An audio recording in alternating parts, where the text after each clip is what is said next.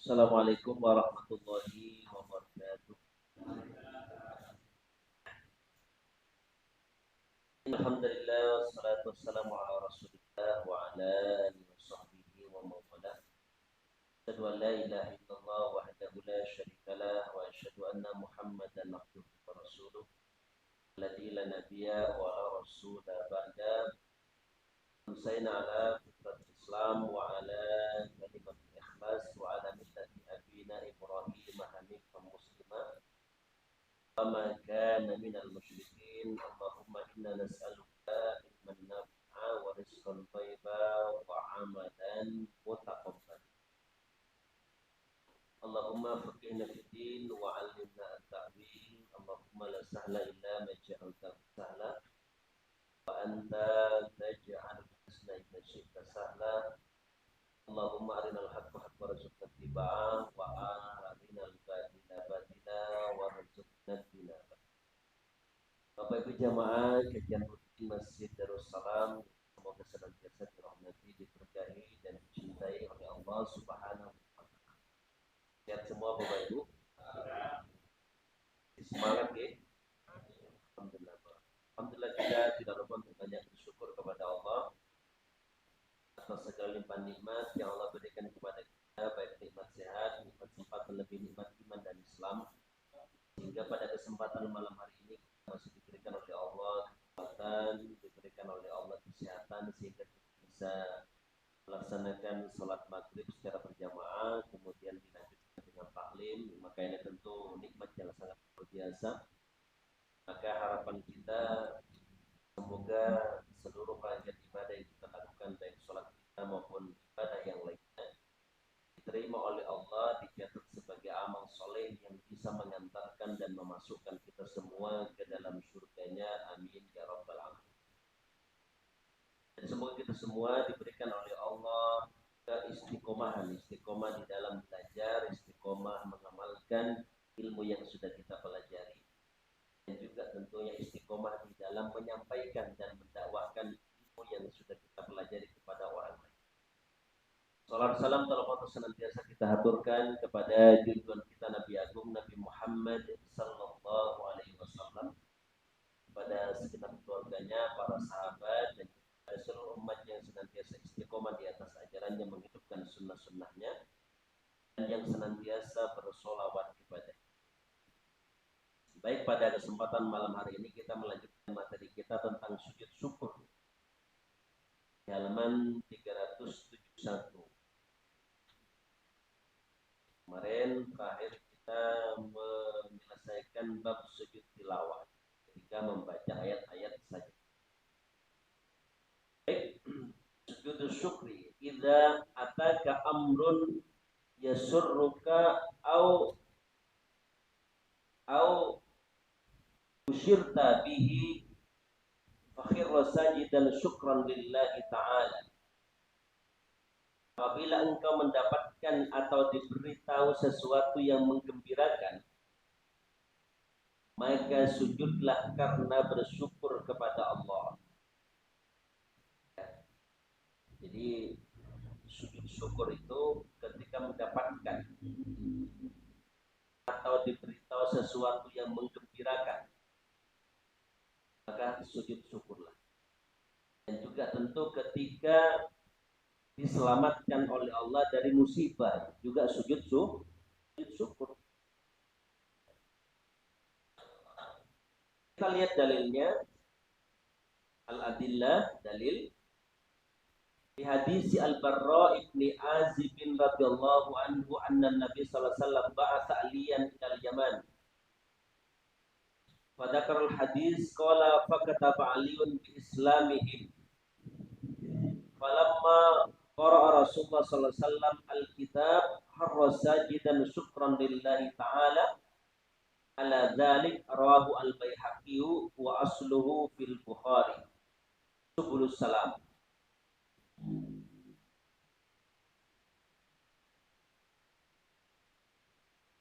Karena hadis Barra bin Azib yang menerangkan bahwa Nabi sallallahu alaihi wasallam mengutus Ali ke Yaman, lalu menyebutkan bunyi hadis Berkata Barra, lalu Ali mengirim surat penting tentang masuk Islamnya penduduk Yaman. Ali menulis surat bahwa penduduk Yaman masuk Islam. Karena zaman dulu tidak seperti sekarang. Kalau mau berkirim kabar ya harus menulis surat. Dan sampainya bisa lama ya. Karena tidak seperti sekarang. Kalau sekarang tinggal ketik ya. Lewat WA tidak sampai 1 menit sampai.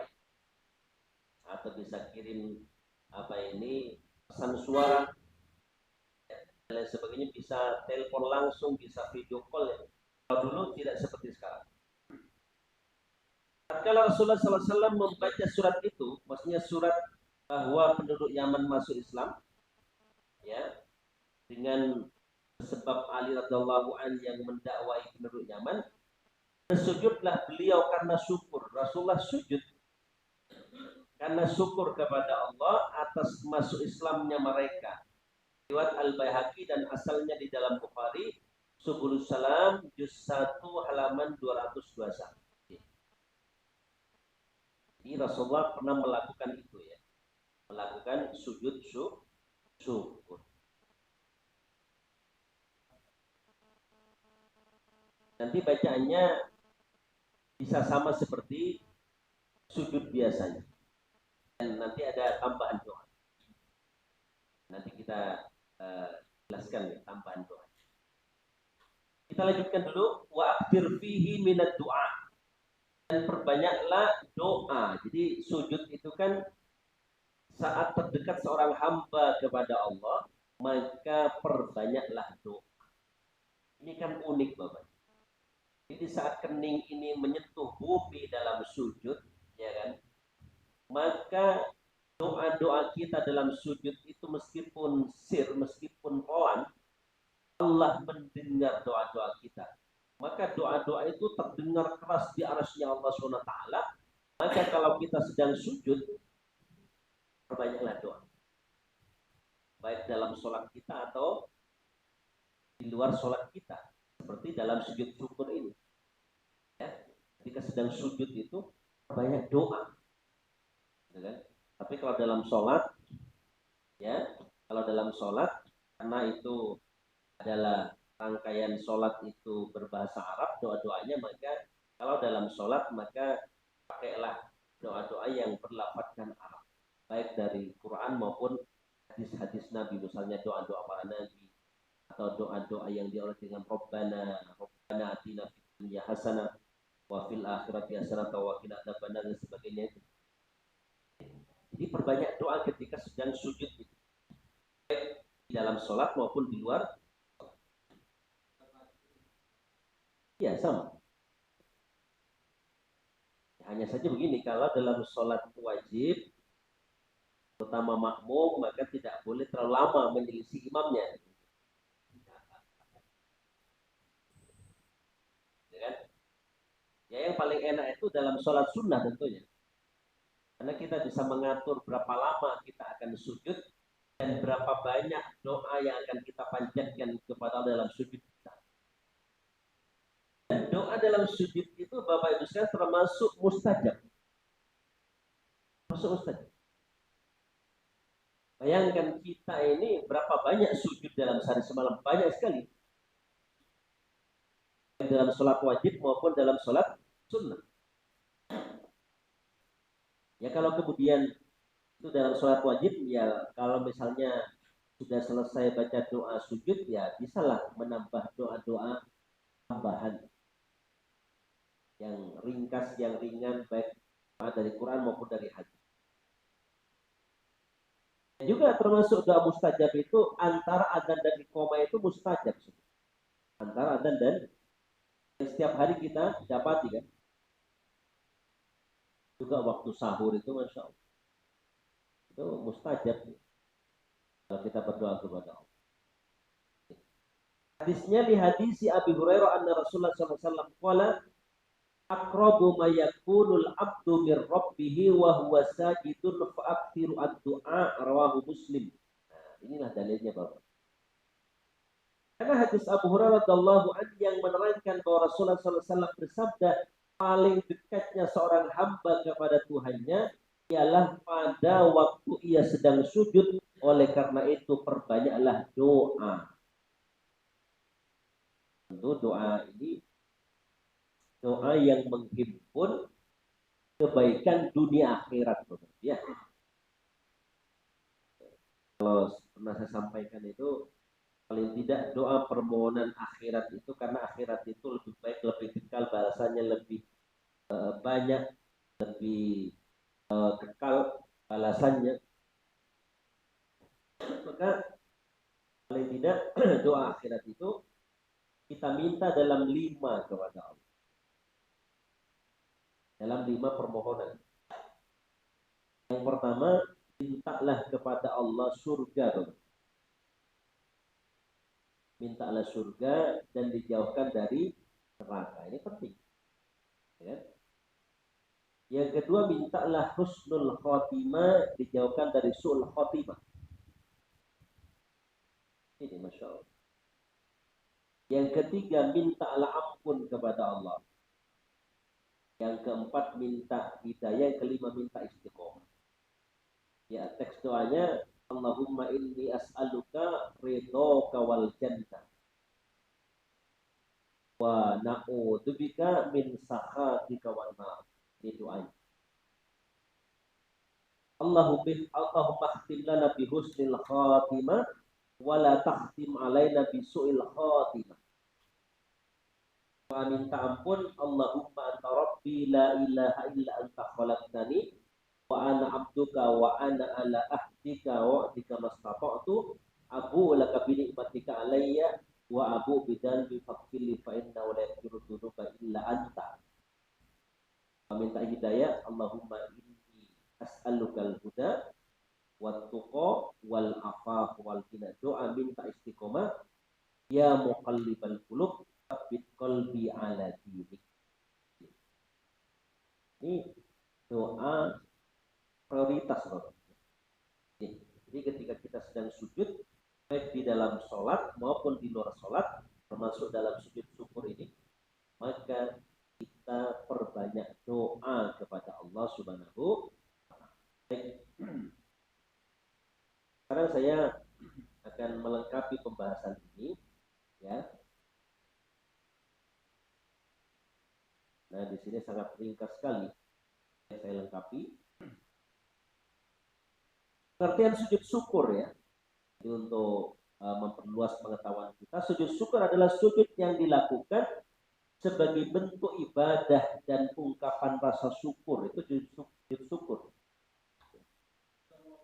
Salah.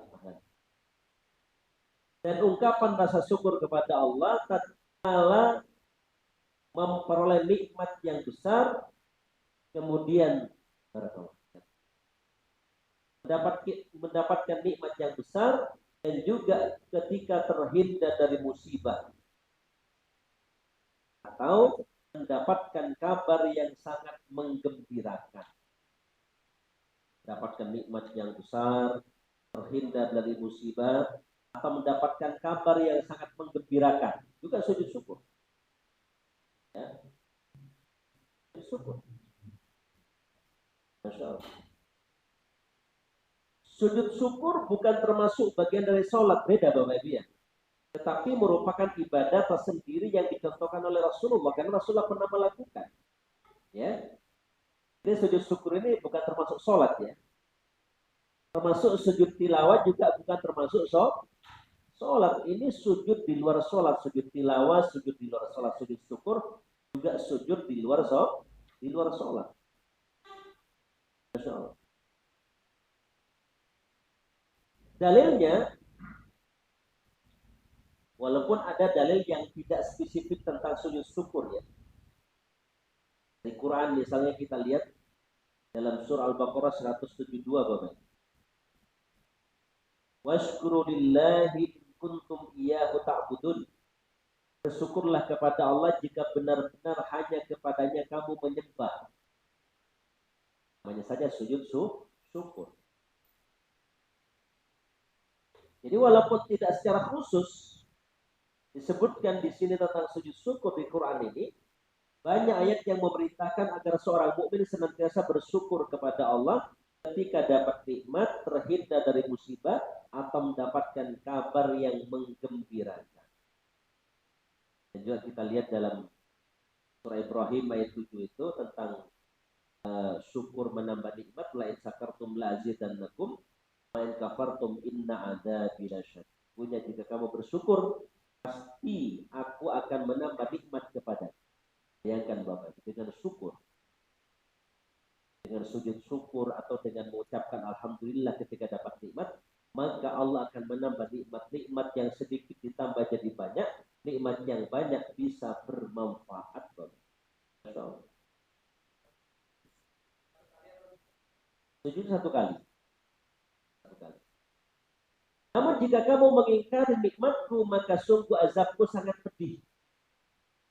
Ayat ini menjadi dasar bahwa syukur merupakan sebab bertambahnya nikmat, Bapak ya. Masya Allah, luar biasa. Ya.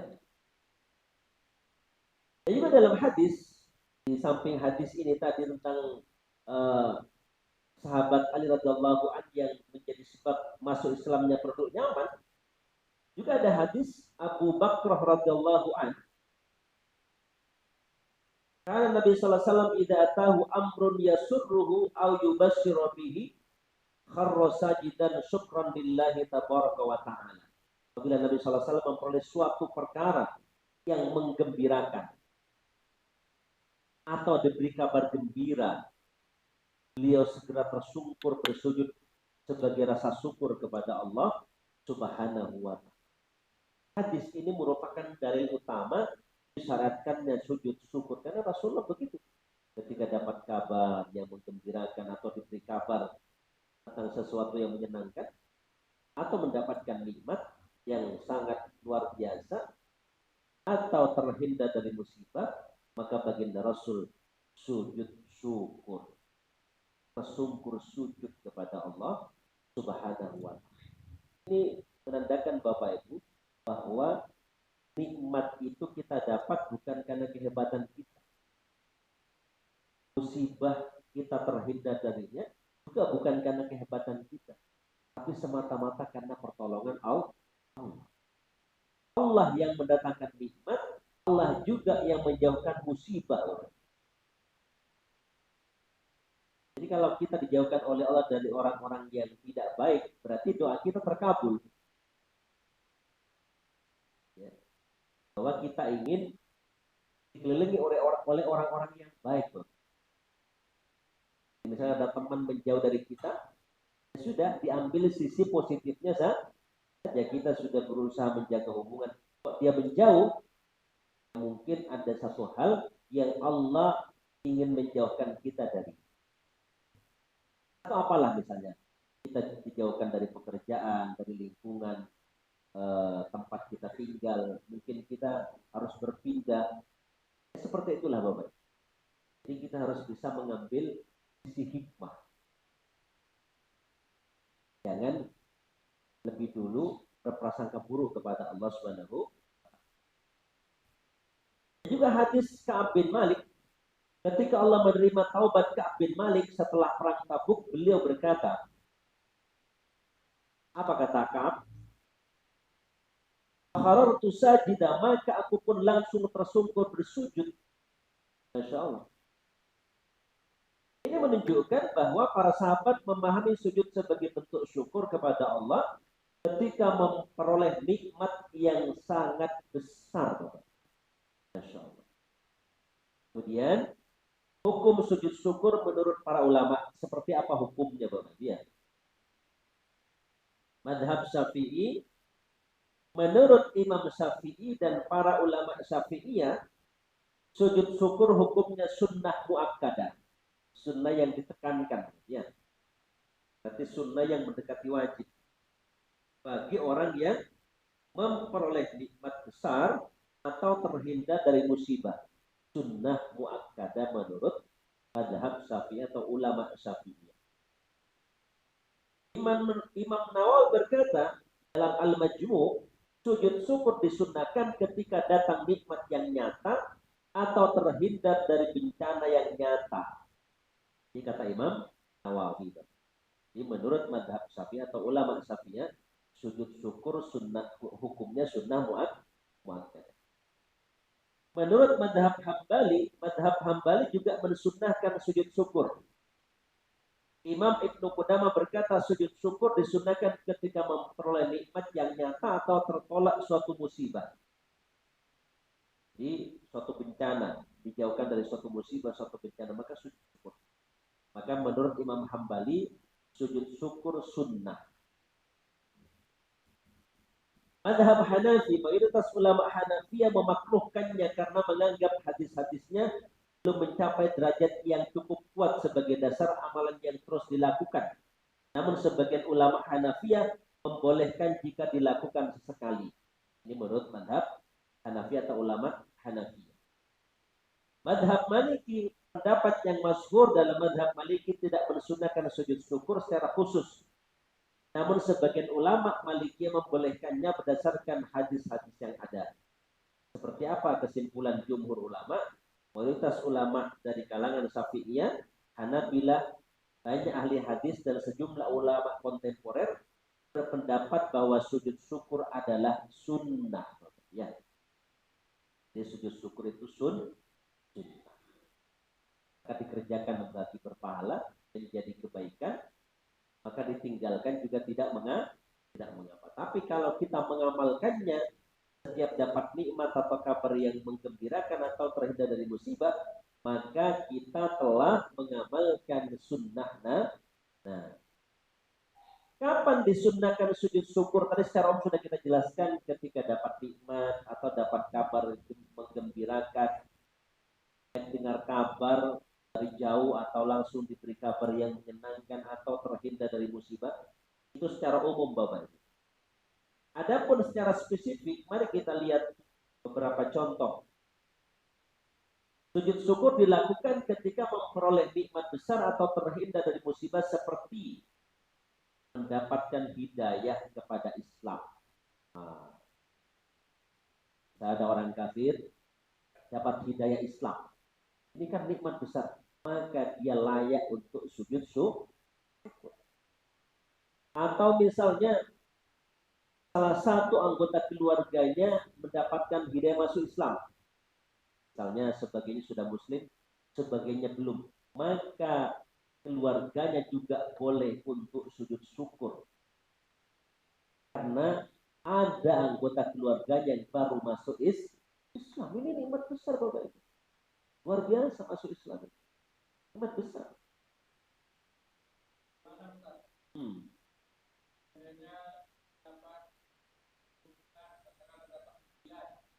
Ya.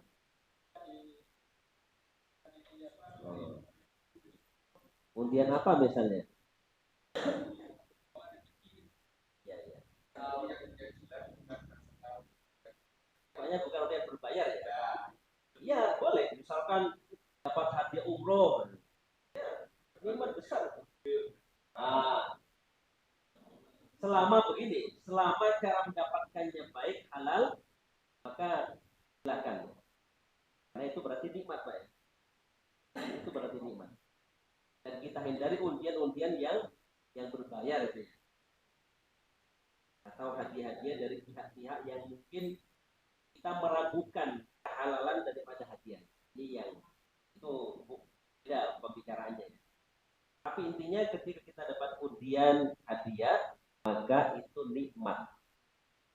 Selama hadiahnya barang yang halal, barang yang baik.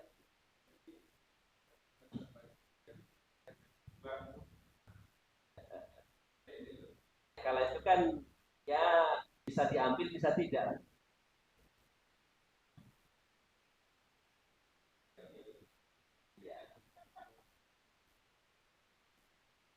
Ya kalau ada orang berhati-hati memilih tidak. Tapi ada mungkin pihak lain memilih mengambil, tapi nanti mungkin penggunaannya dirinci lagi. Bisa mungkin diupakan untuk sesuatu yang sifatnya umum,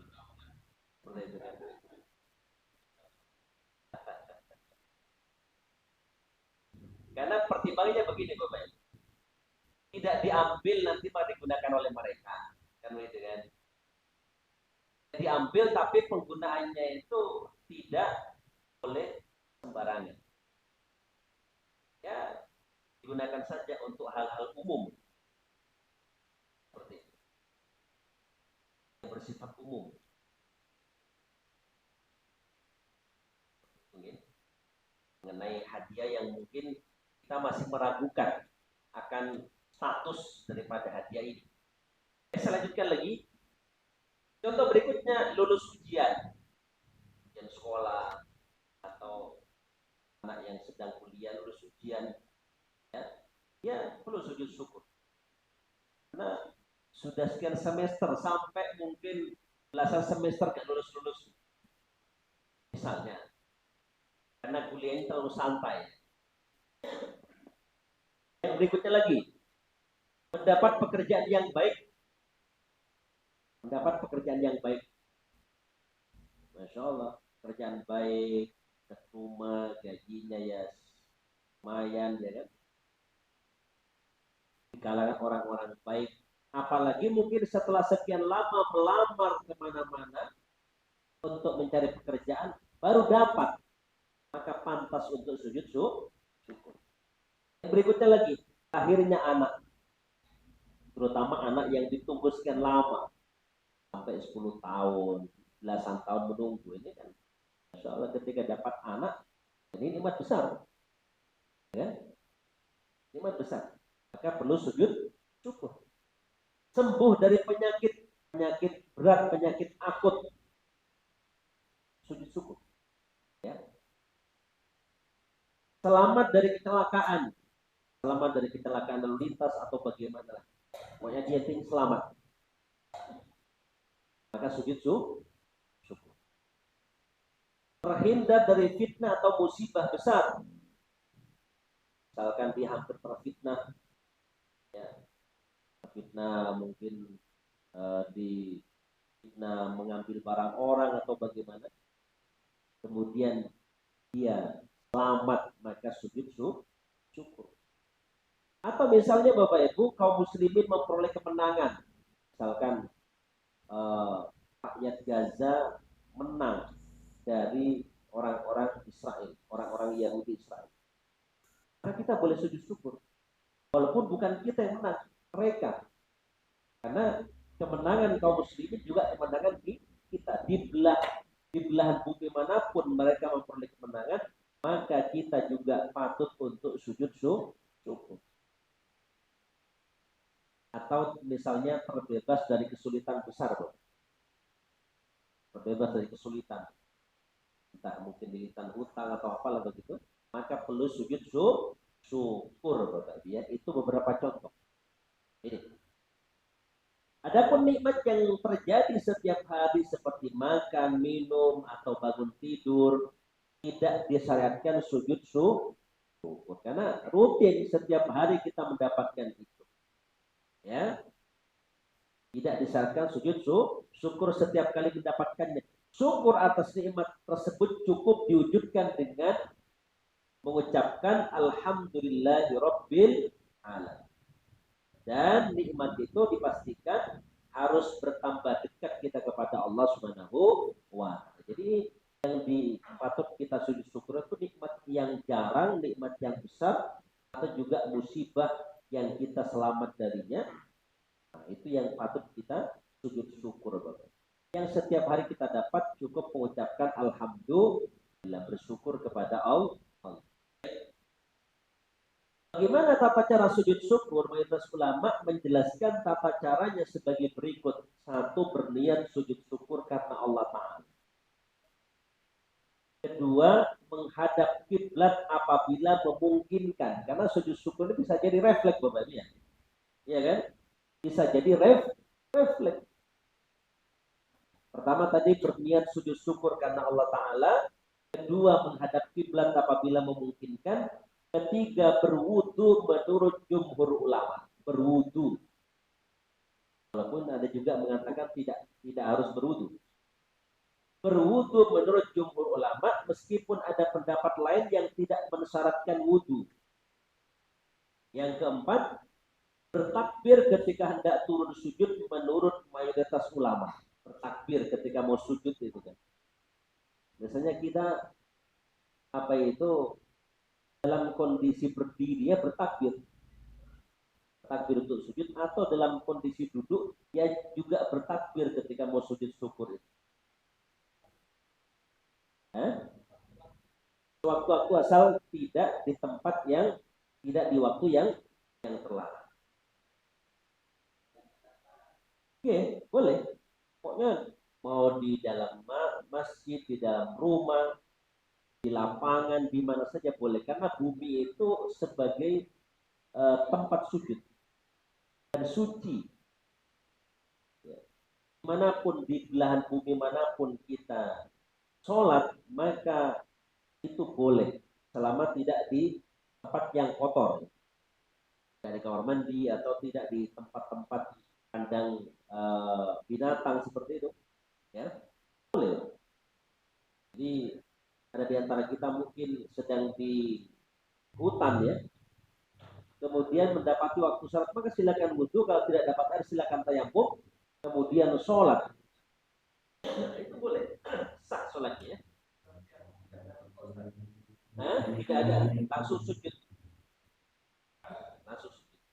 Jadi tadi berniat menghadap kiblat apabila memungkinkan, berwudu atau juga tidak perlu berwudu, bertakbir ketika hendak turun sujud menurut mayoritas ulama, baik dari berdiri atau dari duduk tadi.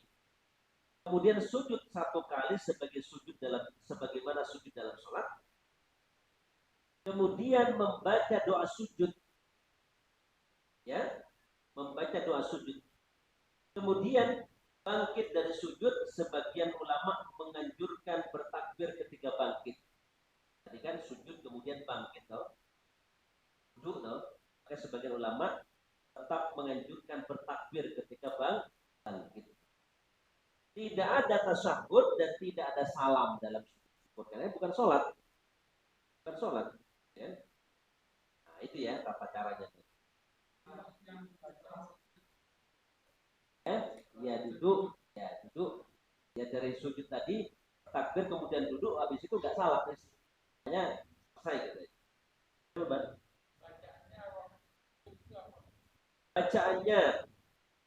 bacaannya sebagaimana doa sujud, subhana rabbiyal a'la, atau subhanakallahumma rabbana wa bihamdika allahumma ghfirli. Pokoknya doa-doa sujud itu boleh dibaca. Ada juga dikatakan doanya begini. Ini tambahannya. Gak panjang doanya. Allahumma laka sajadtu wa bika amantu walaka aslamtu sajada wajhiya lillazi. Ini seperti sujud tilawah ini. Kelanjutannya dia. Sajada wajhiya lillazi khalaqahu wa sawwarahu wa syaqqa sam'ahu wa basarahu tabarakallahu ahsanul khaliqin. Ya, ada kemiripan potongan doa ini dengan sujud tilawah. Ya Allah, hanya kepadamu aku bersujud, kepadamu aku beriman, dan kepadamu aku berserah diri. Wajahku bersujud kepada Zat yang menciptakannya, membentuknya, membelah pendengaran dan penglihatannya. Maha suci Allah sebaik-baik. Setelah itu diperbolehkan memperbanyak doa. Kita mencukupkan aja dengan doa sujud, silakan. Habis itu berdoa. Doanya doa apa saja, ya. Memperbanyak doa dan pujian kepada Allah dengan bahasa Arab. Ternyata juga berbahasa Arab ya doanya dalam sujud syukur ini. Maupun bahasa yang dipahami, juga boleh. Maupun bahasa yang dipahami, karena inti sujud syukur adalah mengungkapkan rasa syukur kepada Allah. Juga tentu ini boleh ya, dengan bahasa yang kita pahami. Karena ini di luar sholat. Tapi kalau menambah doa dalam sholat tadi, misalkan kita sedang sholat wajib atau sholat sunnah, setelah doa sujud kan kita boleh berdoa. Kalau dalam sholat itu harus berbahasa Arab. Kemudian berikutnya, para ulama berbeda pendapat apakah harus berwudu. Ya. Pendapat jumhur, sujud syukur disamakan dengan sujud tilawah sehingga disyaratkan berwudu. Disyaratkan berwudu, menutup aurat, menghadap kiblat. Nah, ini menurut jumhur ulama. Wudu, menutup aurat berarti kita sudah menyiapkan diri bahwa saya berdapat nikmat atau terhindar dari musibah, akan sujud syukur, maka dia sudah berwudu dulu. Menutup aurat, laki-laki maupun perempuan, menghadap kiblat.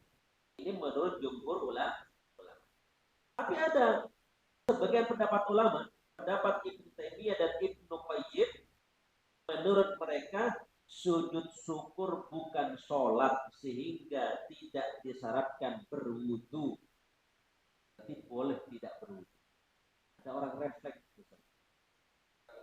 Misalnya sedang sepak bola, nah, jadi yang bertanding dia bersyukur, kemudian sujud syukur, dan juga apa itu timnya atau yang ikut mengantar pendukungnya sujud syukur, silakan.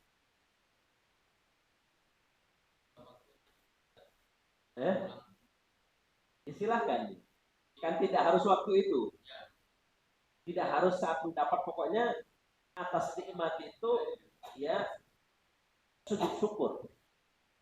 Nah itu ya. Ini menurut pendapat Ibnu Taimiyah dan Ibnu Qayyim tidak disyaratkan berwudu. Mereka berdalil bahwa Rasulullah ketika memperoleh kabar gembira langsung bersujud tanpa ada riwayat beliau terlebih dahulu berwudu. Itu juga begitu. Bagi Rasul refleks langsung sujud syukur. Pendapat ini juga dipilih oleh banyak ulama hadis kontemporer seperti Syekh Al-Albani. Tidak harus berwudu, bahkan mungkin tidak menutup aurat, bahkan bisa saja mungkin tidak menghadap kiblat. Intinya kan mana kita menghadap ya di situ Allah kan. Hanya saja memang kalau mungkin kan ya menghadap kiblat. Ini seperti orang sholat dalam perjalanan itu kan begitu kan. Di atas kendaraan kan begitu. Mana saja dia menghadap ya boleh. Orang yang sholat dalam kendaraan atau sedang sah. Apakah ada salam dan tasyahud? Mayoritas ulama berpendapat tidak ada tasyahud, tidak ada salam dalam sujud syukur karena itu bukan sholat. Ya. Oke, angkat tangan, misalkan dari berdiri angkat tangan terus sujud, kemudian dari sujud tadi takbir duduk ya. Tidak ada salam, tidak ada tasyahud. Seperti itu.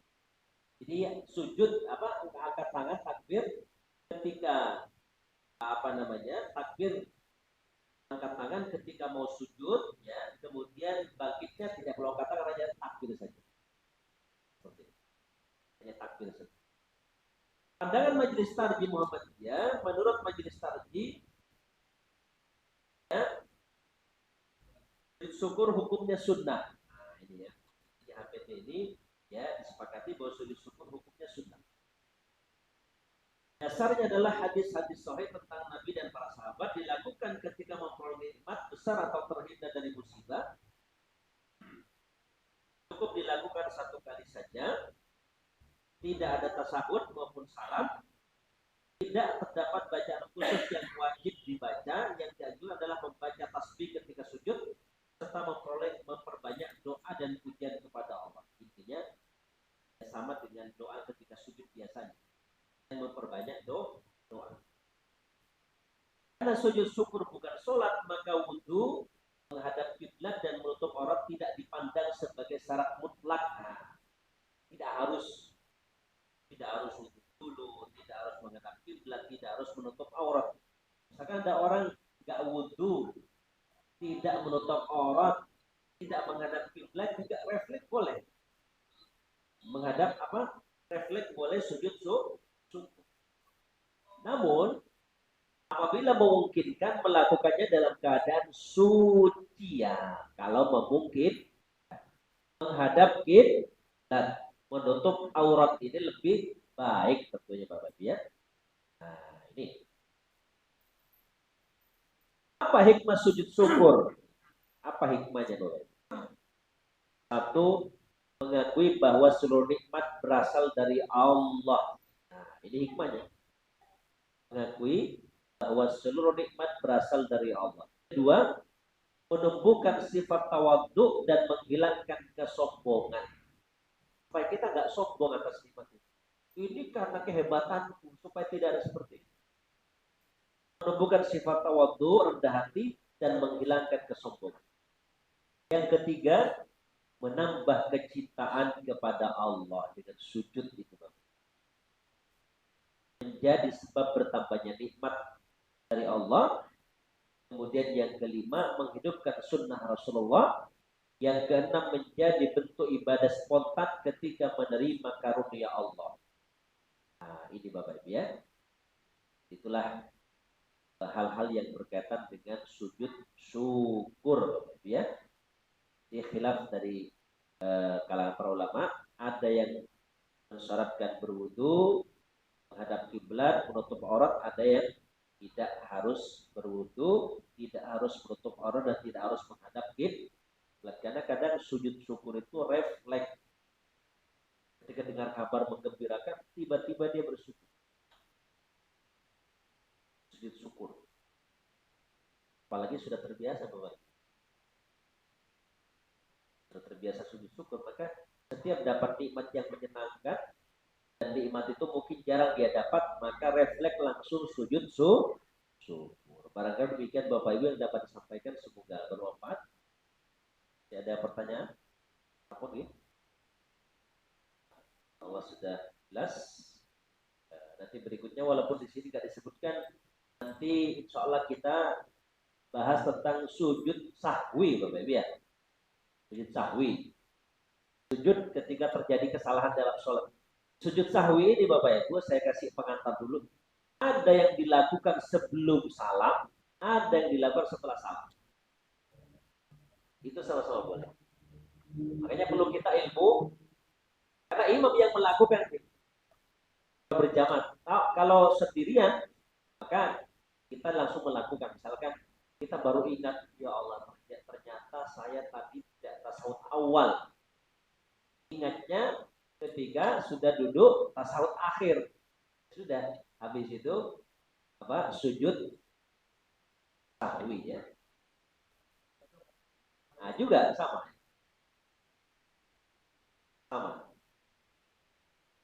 Makanya kalau ragu-ragu, maksudnya ragu-ragu itu rakaatnya biasanya. Maka katanya ini sholat isya ini rakaat berapa ya? Satu atau kedua. Maka kalau bisa ambil ke satu. Ambil yang lebih sedikit. Ya, khawatirnya kurang. Ya, tetap sujud sahwi karena ada keraguan tadi.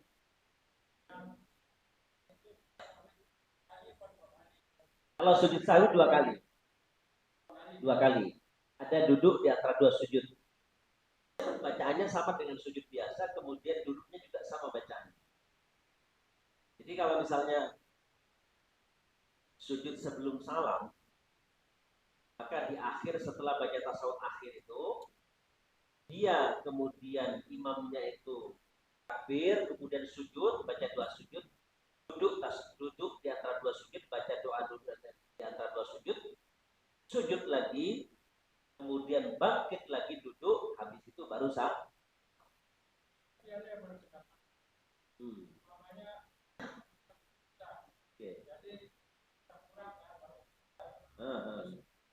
Ternyata kurang satu.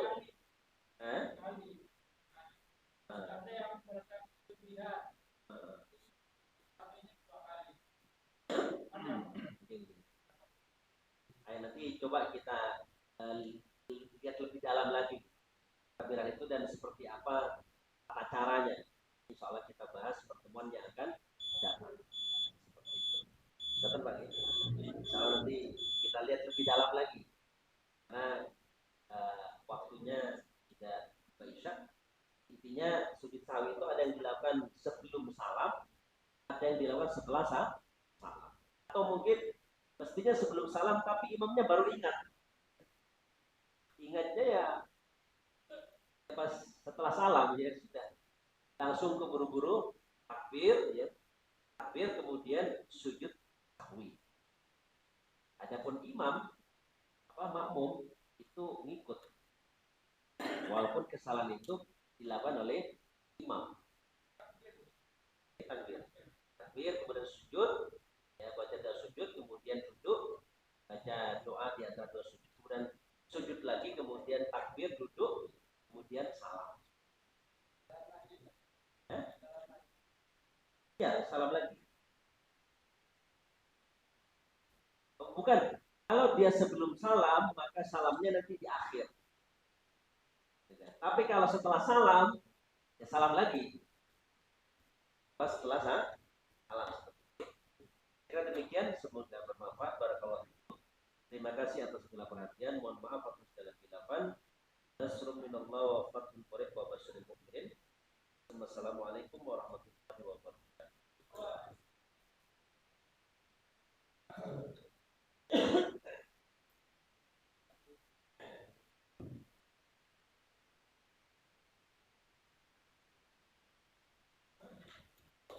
Allah